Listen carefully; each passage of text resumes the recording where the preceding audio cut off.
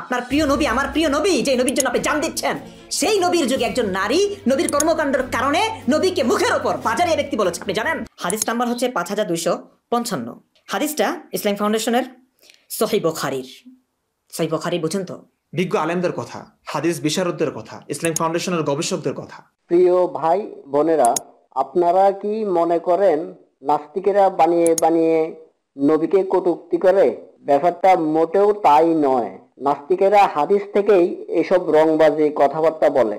আপনি এক বয়ানে বলেছেন যে হাদিসের আবর্জনা, হাদিসকে আবর্জনা বলে কি আপনি ঠিক করেছেন? আপনি বুখারী শরীফকে তাচ্ছিল্য করেছেন, মুসলিমকে তাচ্ছিল্য করেছেন, এটা কি ঠিক করেছেন? গোটা হাদিস শরীফ আপনি এইগুলো বাদ দেন তো। কেন বুখারী বাদ দেন? আপনি মোজাম্মেল হক সাহেব হাদিস অস্বীকার করায় হাদিস প্রেমিক আলেমেরা কি অবস্থা করেছে? যারা মোজাম্মেল হক সাহেবের এই ভিডিওটি দেখেছেন তারা জানেন। আমার নতুন করে বলার কিছু নেই। যারা হাদিস অস্বীকার করেন তাদের কথা শুনলে মনে হবে যে একেবারে দুধের মতো পরিচ্ছন্ন তাদের কথা। ইসলামকে যারা দুনিয়া থেকে ধুয়ে মুছে পরিষ্কার করে দিতে চায়, তাদের ষড়যন্ত্রগুলোর ভিতরে একটা বড় ষড়যন্ত্র হলো এইটা যে ডাইরেক্ট ইসলামকে আঘাত করা যাবে না, তাহলে হাদিসকে অস্বীকার করার ধোয়া এবং পায় তারা তোলো। ভালো করে শুনে রাখেন, যারা হাদিস অস্বীকার করে এদের অনেকের চালাকি হলো তারা বলে না আমরা তো হাদিস অস্বীকার করি না। তাহলে কি করেন? বলে কোরআনের সাথে যেগুলো কন্ট্রাডিক্টরি সেগুলো আমরা বাদ দেই, কোরআনের সাথে মিল খালি সেগুলো আমরা নেই। তো কোরআনের সাথে সামঞ্জস্যপূর্ণ হওয়া মানে কোরআনে যা বলছে একই কথা হাদিসে, তাহলে তো হাদিস থেকে নতুন কিছু মানা হলো না। যারা হারাম কাজে লিপ্ত, নানান রকমের আকাম কুকাম করতে চায়, এদের জন্য একটা বড় বাধা হলো হাদিস। কারণ হাদিসে সবকিছু খুলে খুলে খুলে খুলে নিষিদ্ধগুলো বলে দেওয়া হয়েছে।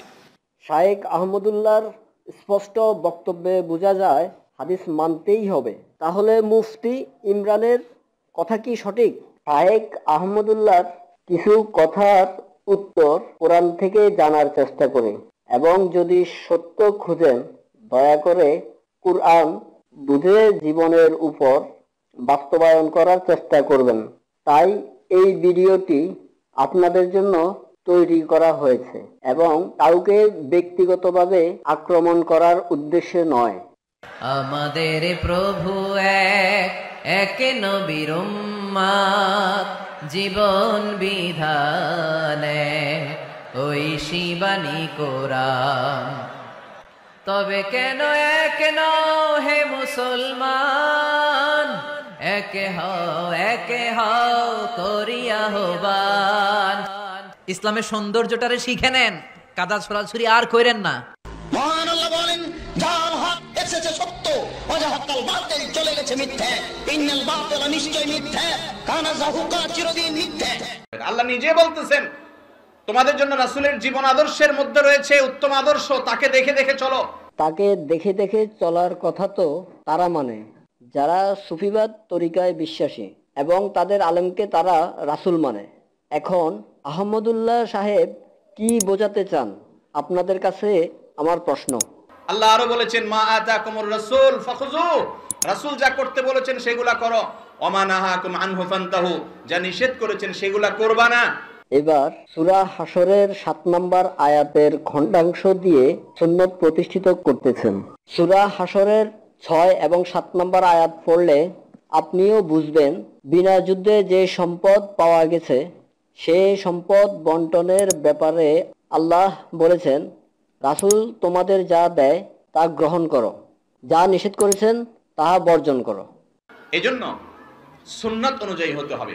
আহমদুল্লাহ সাহেব বলেছেন সুন্নত অনুযায়ী। ভালো কথা, সুন্নত অর্থ কি আমরা কি কখনো জানার চেষ্টা করেছি? কুরআনে আল্লাহ সুন্নত বলতে বুঝিয়েছেন সুন্নত আল্লাহ অর্থ আল্লাহর নিয়ম বা আল্লাহর বিধান। যেমন সূরা 17, 77, 40, 85, 33, 38, 48, 23, 35, 43 এরকম অসংখ্য আয়াতে আল্লাহর রীতি বা আল্লাহর নিয়ম হিসেবে বুঝিয়েছেন।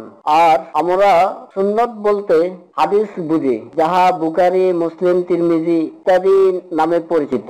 আল্লাহ যদি হাশরের মাঠে প্রশ্ন করেন বুখারী, মুসলিম, তিরমিজি কে সত্যায়িত করেছেন, আল্লাহ করেছেন নাকি রাসূল করেছেন? তোরটা রেডি আছে তো? এটা আপনাদের বিবেকের কাছে আমার প্রশ্ন রইল। কোরআনে কারীমের একটি আয়াত আর একটি আয়াতের ব্যাখ্যা করে, আর কোরআন বুঝতে গেলে পূর্বের আয়াতটা আলোচ্য বিষয়টাকে বুঝে নিলে মূলত এই সমস্যাটা থাকে না। আমাদের প্রভু এক, এক নবীর উম্মত, জীবন বিধান এক, ওই শিবানী কোরআন। তবে কেন এক নও হে মুসলমান, একে হও করিয়া আহ্বান। ইসলামের সৌন্দর্যটারে শিখে নেন, কাদা ছোড়াছুরি আর কইরেন না। মহান আল্লাহ বলেন, জাল হক এসেছে সত্য, ওয়াজাহাকাল বাতিল চলে গেছে মিথ্যা। ইন্নাল বাতিলা নিশ্চয় মিথ্যা, কানা যাহুকা চিরদিন মিথ্যা।